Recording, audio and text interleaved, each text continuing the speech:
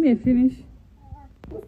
Ya mundu gwitwo Eddie Deritonia ignoire Samido this Father's Day no nake Karen Nyamu atumira close to $500,000 shillings gukungwira Samido muthenya uyu wa Father's Day. Karen Nyamu agurira Samido njohi ya ciringi 400 ma twendi. Aingirire nduka imwe ya kwendia njohi na era mwendia muhe njohi iri ya goro muno niguo agurire mubaba wake uria tukiui niwe Samido, na mwendia wa njohi nduka-ini yo niamutekire through a few expensive liquors no Karen Nyamu end up kugura njohi ino akorirwo akiriha na ugate agutwarira mbabas wake tukiwene Samido na atagwiciria keri ni akorirwo akiriha. You can see the receipt, akorirwo akiriha njohi ya 420,000 shillings iri agikorirwo agituga Samido nao muthenya uyu wa International Father's Day.